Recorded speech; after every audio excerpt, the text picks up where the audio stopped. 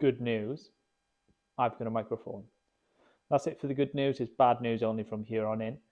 Now, I was tempted to not put out another video until I'd actually made some progress. I thought that would be nice for everyone. But I am not making any progress. I am bloody struggling. So what's going on is that I have fitted the box that I rebuilt, and fitted the modified valve body too. And it no longer has automatic shift. So I put it in drive and it just stays in first gear. I can manually, if I select second gear manually, it will go in and stay in second. And I can tell it grips so much harder the box because the acceleration in second gear is pretty bloody fast.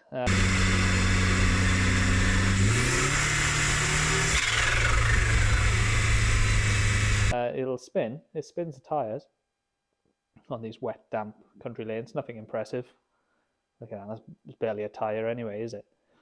But the issue is no auto shift. So I've been speaking to the transmission company. I've bought the valve body off, and they've told me to try a few things. And I found out that the governor on the back, I fed air pressure into it to show if there was hemorrhaging fluid anywhere. Basically, AutoBox works. This is all new to me, so I hope I'm not patronizing because I only learned it about 3 weeks ago. Main oil pump supplies line pressure. That does most of the clamping and the applying of the brake bands to hold the power. Then you've got throttle pressure, which comes off line pressure, and then you've got governor pressure, which is to do with rotational speed. So throttle pressure and governor pressure fight against each other to give you your next shift. If throttle pressure is very high, you're hard on the throttle, it'll overcome governor pressure and you'll hold your gear changes longer. If it's the other way around, if you're going fast with low throttle, governor pressure is higher, throttle pressure is lower, and you'll change up earlier, right? So what I was told is that you've probably got governor pressure issues. So the governor pressure isn't high enough, it won't change up. Trick, they told me, was to feed compressed air into where the governor mounts and see if it's leaking off any fluid or air. It certainly was.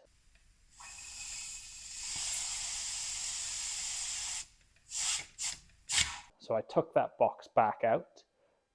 Unfortunately, to pull the governor out, there's a circlip, but that is in the back of the box. So the box has to come out, has to get stripped to its entirety to pull that circlip out, to pull the governor out.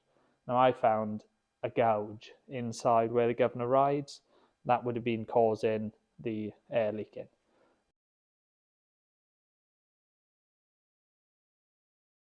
And I thought looks like a pressed in bearing. Thought about making one or trying to order one, but I thought that's going to be hard work. It's going to add weeks and weeks onto this project.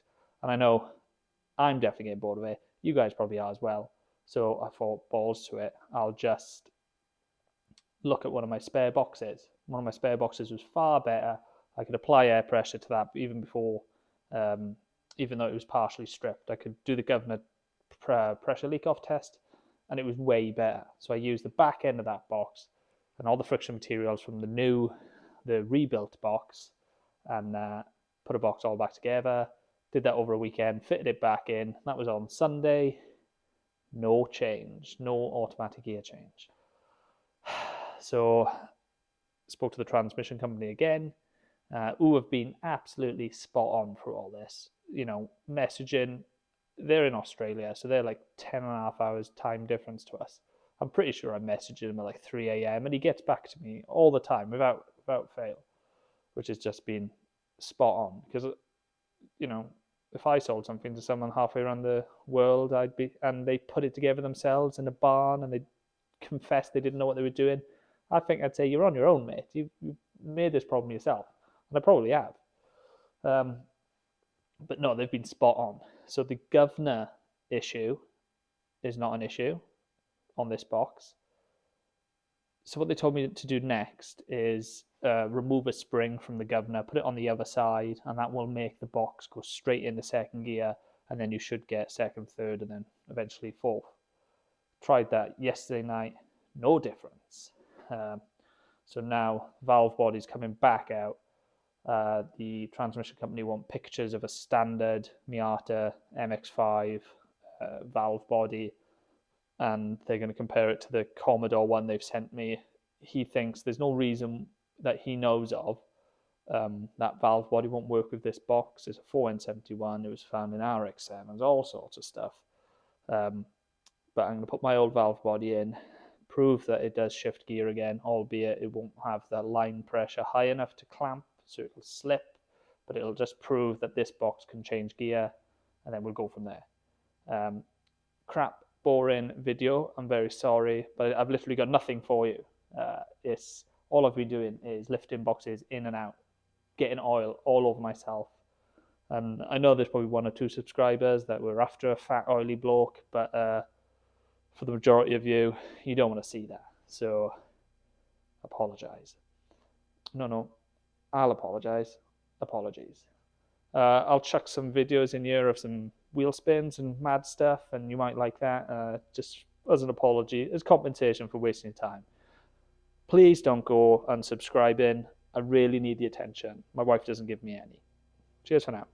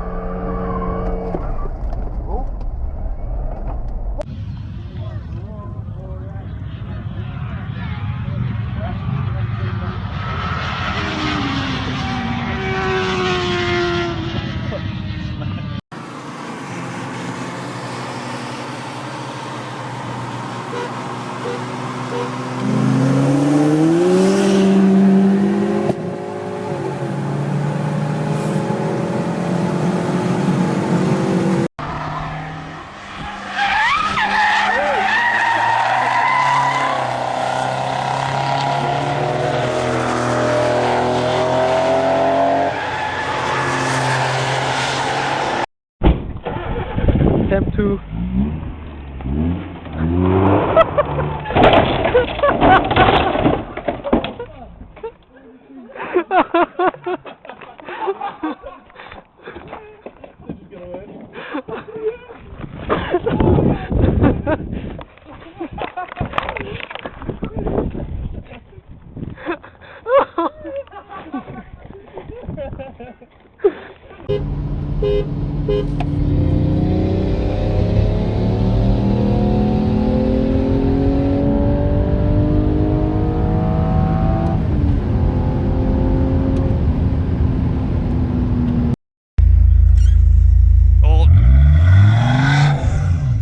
Oh, it's front-wheel drive!